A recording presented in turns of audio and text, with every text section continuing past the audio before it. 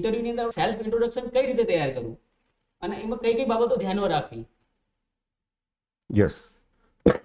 તો એની અંદર આ જે તમારું ઇન્ટ્રોડક્શન આપો છો ને, introduction is a window for your interview. તમે ત્યાં આગળ બારી ખોલો છો. આમાં ક્યારે કોઈ પણ યુપીએસસી કે જીપીએસસી ઇન્ટરવ્યુની અંદર ક્યારેય કોઈ પહેલેથી ઘણાને એવી ભ્રમણા છે કે દરેક માટે એ લોકો ક્વેશ્ચન પહેલેથી જ લખીને લાવ્યા હશે, સેટ હશે અને એમાંથી જ તમને પૂછશે. એવું નથી હોતું. કોઈ એ પ્રમાણે એક્ઝામ પર જ હોય છે. તમે જેવું તમે ઇન્ટ્રોડક્શન આપશો, હવે ઇન્ટ્રોડક્શન આપશો એની અંદરથી જ મોટા ભાગનું પૂછાય છે. એટલે એને માટેનું તમારી સ્ટ્રેટેજી શું હોવું જોઈએ? તો that is four SEAT seat. આ યાદ રાખવાનું, SEAT સીટ. About yourself. તમને કહે ને ટેલ મી અબાઉટ યોરસેલ્ફ. તો અબાઉટ યોરસેલ્ફમાં S એટલે સ્કિલ. તમારી સ્કિલ શું છે જે હોય એ બહુ ઓનેસ્ટલી કહેવાનું. દેન E એક્સપિરિયન્સ એન્ડ એજ્યુકેશન. તમારો જો કોઈ અનુભવ હોય, પ્રેશર હોય બિલકુલ, તો એજ્યુકેશન, પણ એક્સપિરિયન્સ એન્ડ એજ્યુકેશન.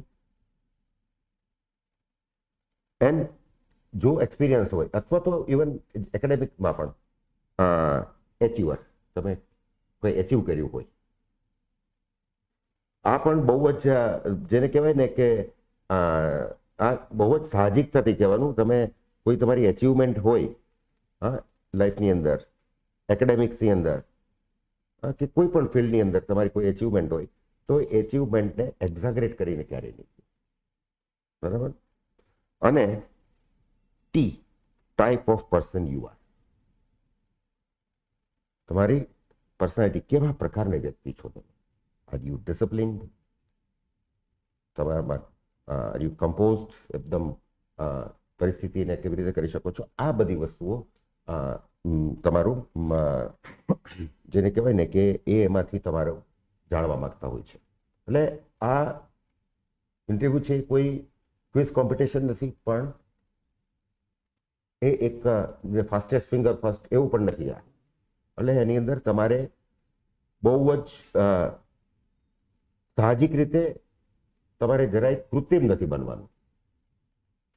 બરાબર? કારણ કે એનું કારણ છે કે it is a personality test.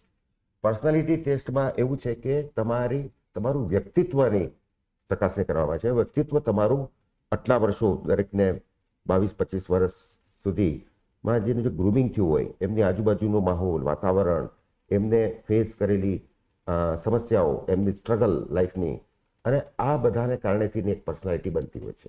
હવે આ પર્સનાલિટી તમે હવે ઓવરનાઇટ ચેન્જ કરી શકવાના નથી. બરાબર?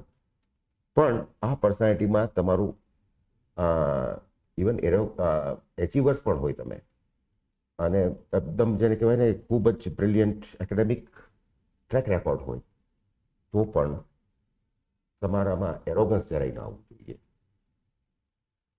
તમારે ખૂબ જ અને જેટલા તમે સાહજિક રહેશો, જેવા છો એવા રહો. તમે તમારા વ્યક્તિત્વને કોઈ કોસ્મેટિક ટચ નહીં આપો.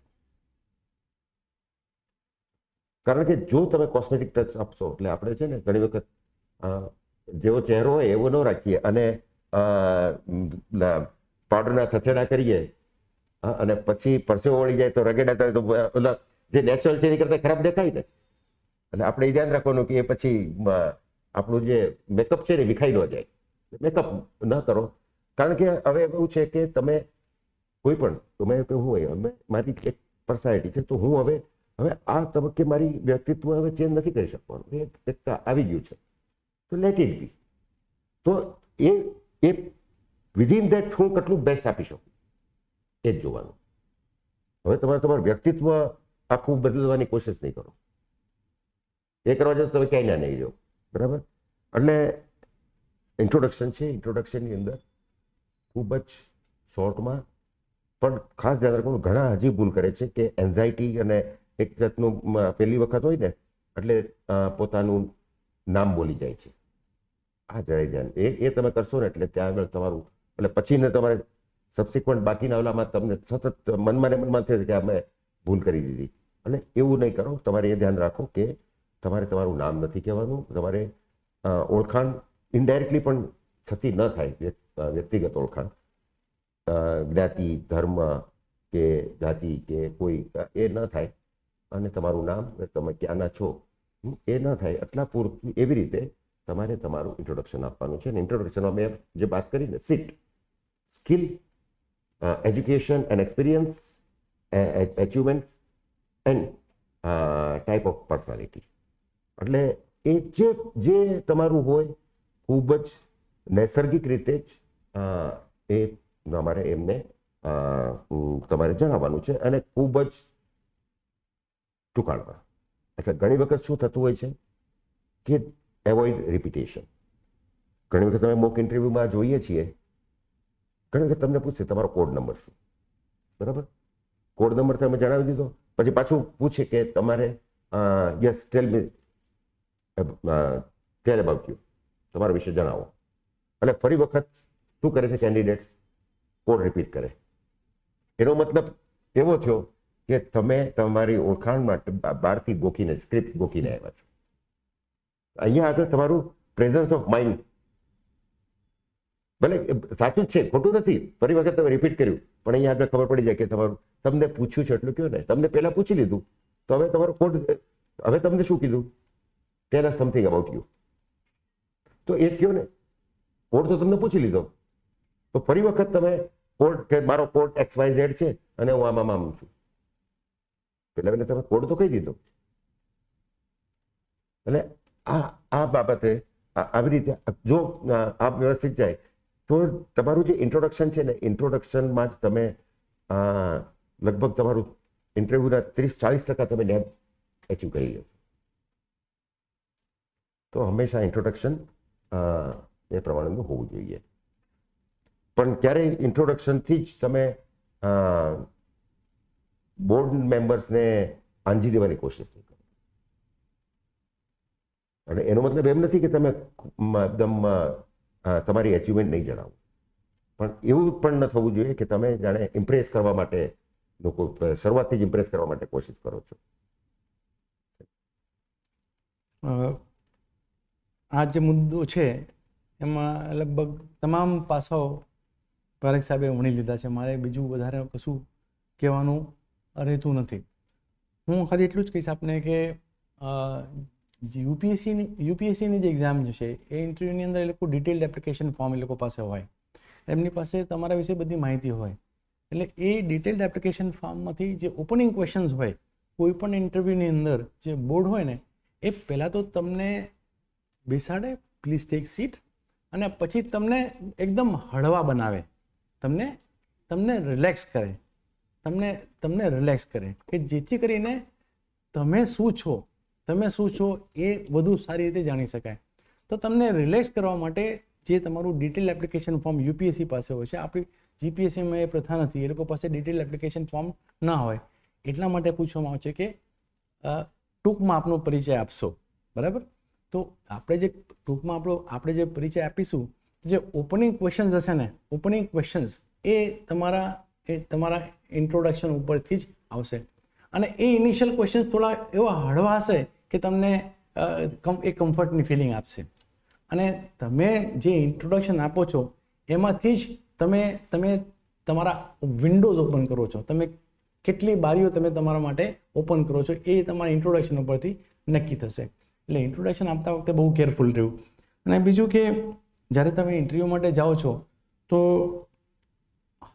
તમે બીજી રીતે પણ વિચાર કરો ને. તમે એઝ એ કેન્ડિડેટ નહીં, તમે અમારી જગ્યા પર બેઠા છો, તો તમે શું સામેના કેન્ડિડેટમાં તમે શું જોવા માંગો છો?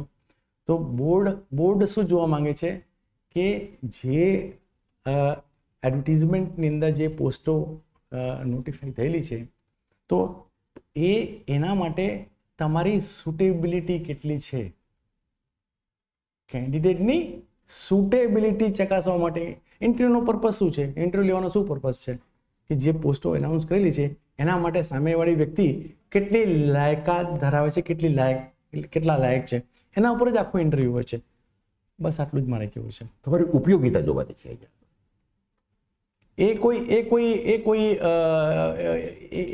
કોઈ બોક્સિંગ મેચ નથી કે આપણે નોકઆઉટ કરી દઈએ કે આપણે કોઈ સીન કરી દઈએ કે આપણે ઇમ્પ્રેસ કરી દઈએ. નહીં, તમે જેવા છો, તમારે જો ઇન્ટરવ્યૂમાં સક્સેસફુલ થવું હોય તો તમે જેવા છો એવા જ ઇન્ટરવ્યૂમાં બતાવવાની કોશિશ કરો.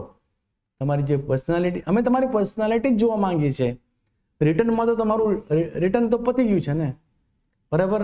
જો ખાલી રિટર્ન એક્ઝામ ઉપર ને તમારું નોલેજ ઉપર જ સિલેક્શન કરવાનું હોય તો ઇન્ટરવ્યૂની કોઈ જરૂર જ નથી ને. ઇન્ટરવ્યૂની જરૂર નથી. ઇન્ટરવ્યૂ શા માટે રાખવામાં આવે છે? નહીં તો રિટર્ન એક્ઝામમાં ધારો કે 100 વેકેન્સી છે તો ટોપ 100નું લિસ્ટ બનાવીને બાકીને વેઇટિંગ બ્રેન્ડ બાકીને આઉટ કરી નાખે. ઇન્ટરવ્યૂ એટલા માટે જ રાખવામાં આવે છે કે કેન્ડિડેટ કેટલો સુટેબલ છે, એની પર્સનાલિટી, રાઈટ. તો એ મેઇન પર્પઝ છે અને એ બોર્ડ જોવા માંગે છે કે તમે કેટલા સુટેબલ છો. એટલે તમે તમારી જાતને જેવા છો એવા જ, જેમ સાહેબે કીધું, એ કોઈ લપેડા બપેડા કરવાના નથી. તમે જેવા, અને તમે જેટલા સહજ રહેશો ને ઇન્ટરવ્યુમાં, એ તમારી એટલા જ ફેવરમાં જશે. અને તમે જેટલી ઇમ્પ્રેસ કરવાની ટ્રાય કરશો ને એટલું જ તમારા અગેન્સ્ટમાં જશે. સરે જેમ વાત કરી કે સર બીજો બી પ્રશ્ન એવો હોય છે કે સેલ્ફ ઇન્ટ્રોડક્શનનો ઘણા બધા સ્ટુડન્ટનો કે સર રિસન્ટલી જ જોબ લાગી હોય છે કે ગવર્મેન્ટ યા પ્રાઇવેટ, તો ત્યાં મેનેજમેન્ટ કરવી કે નહીં? બિલકુલ કરવી તો જોઈએ જ. તમે કહું છું ને, તમે ખૂબ જ ઓનેસ્ટ રહ્યો. રિસન્ટલી જ જાગ્યા છો, ફાઇન. અને રિસન્ટલી વાગ્યા એટલે તો સામેવાળા પણ સમજતા હોય કે હજી હમણાં 2 મહિનાથી જોબ લાગ્યા હોય તો એ જોબ રિલેટેડ એક્સપિરિયન્સ એમને ન હોય, હજી એમની પૂર્વ તાલીમે ન થઈ હોય. એટલે એ તો સૌ સમજતા હોય. પણ કઈ વસ્તુ હાઈડ નહીં કરો. એનું કારણ છે કે જો હાઈડ કરવા જશો તમે કોઈ પણ વસ્તુ, અને કંઈક પછી બીજા કોઈ પણ કન્વર્સેશનમાં ઇનડાયરેક્ટલી પણ રિફ્લેક્ટ થઈ જશે, તો એના ઉપરથી ખબર પડશે કે આ વ્યક્તિ કંઈક છુપાવે છે. એટલે જો આમાં હકીકતમાં શું છે, ઇન્ટરવ્યુની અંદર આટલા ફેક્ટર ધ્યાન રાખવાના. શું જોવાનું છે? Your efficiency. જો નોલેજ તમારું જોવાઈ ગયું છે, પણ હવે નોલેજના આધારે one is efficiency, honesty and integrity. It is the first and foremost. Honesty and integrity, efficiency, impartiality, discipline and responsibility. તમે એક ડિપેન્ડેબલ અને જવાબદાર વ્યક્તિ છો કે કેમ? તમે કોઈ વસ્તુ છુપાવો એટલે એ શું રિફ્લેક્ટ કરે છે ઇનડાયરેક્ટલી કે તમે you are not honest about your own self, and you are not confident. બરાબર, યુ આર નોટ ઓનેસ્ટ. અને સરકારી નોકરીની અંદર કોઈ પણ પોસ્ટમાં first and the foremost quality one looks for is honesty and integrity. બાકી બાબતો છે એ પછીની છે, પણ first and the foremost is honesty અને ઇન્ટેગ્રિટી. અને અત્યારનો જે બોર્ડ છે એ ઓનેસ્ટી અને ઇન્ટેગ્રિટી પર બહુ જ ભાર મૂકે છે. એટલે બોર્ડથી કશું છુપાવવાની ટ્રાય કરો નહીં, રાઈટ. કારણ કે આમાં શું થશે કે તમે કોઈ વસ્તુ છુપાવો છો અથવા તો એને કોઈ વસ્તુને તમે મેનિપ્યુલેટ કરો છો, તો મેનિપ્યુલેટ કરો છો એની ઉપરથી એનું ચોક્કસ બેરોમીટર નથી હોતું, પણ આટલું તો ખ્યાલ આવી જાય કે આ કેન્ડિડેટ, આ વ્યક્તિ નોકરીમાં આવશે એટલે એ વહીવટની અંદર પણ મેનિપ્યુલેશન કરશે.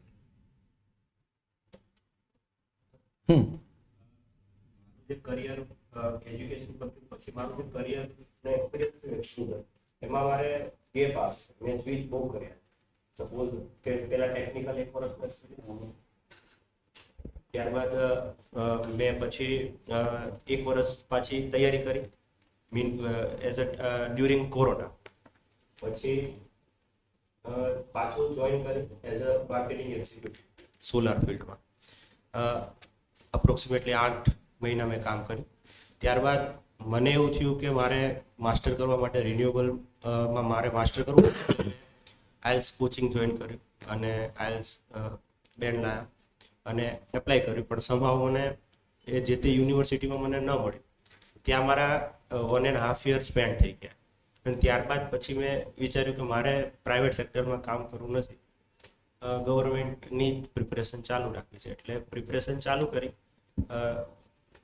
લાઇબ્રેરીમાં. અને ત્યારબાદ અત્યારે હું એઝ અ વોકેશનલ ટ્રેનર તરીકે જોબ કરી રહ્યો છું છેલ્લા 8 મહિનાથી સરકારી શાળા.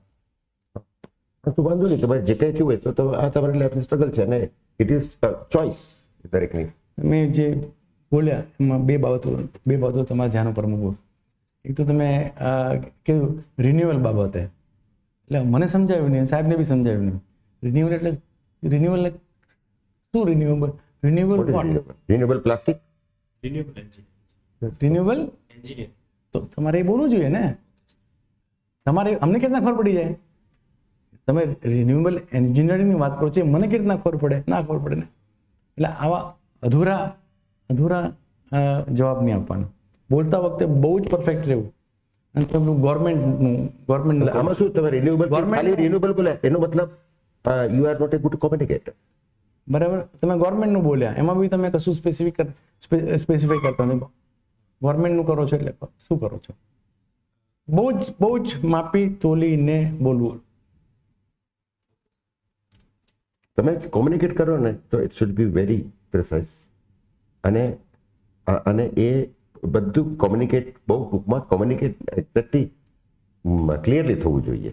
આમાં શું થયું જોવા, ડોન્ટ ટેક ઇટ અધરવાઇઝ, પણ જે કોમ્યુનિકેશન આમ બીજું કઈ ઇન્ટિગ્રિટી ઓનેસ્ટી સવાલ નથી, પણ અહીંયા આગળ તમારું કોમ્યુનિકેશનનું જે છે કમ્યુનિકેશન સ્કિલ તમારા મપાયા. મોબાઈલ પર્સનાલિટીના ઘણા બધા આસ્પેક્ટ છે, એમાં તમારા કમ્યુનિકેશન એ પણ is one of the important aspects of your personality, કે how good or bad communicator you are. ત્યાં ખબર પડી કે તમે you are not a very good communicator. એટલે આ બધી બાબતો ધ્યાન રાખજો. જો તમે સરકારી અને શું થાય આમ ઇનડાયરેક્ટલી, કે જો તમે સરકારી નોકરીમાં આવશો તો તમારા તાબાના કર્મચારીઓને તમે કઈ સૂચના આપવાની છે તો એ સૂચના તમે આ પ્રમાણે આપશો, તો એનાથી બીજું કંઈ નહીં, પણ ધેન એ વહીવટમાં તો પેલું થશે ને. તમારે જ્યારે સૂચના નીચેના તાબાના કર્મચારીઓને કામ લેવા માટે આપવાની છે તો એ આટલી પરફેક્ટ હોવી જોઈએ, ક્લેરિટી ઓફ યોર, એટલે તમારા થોટ્સની ક્લેરિટી. તમે કોઈ સિસ્ટમમાં જ કામ કરશો, બરાબર?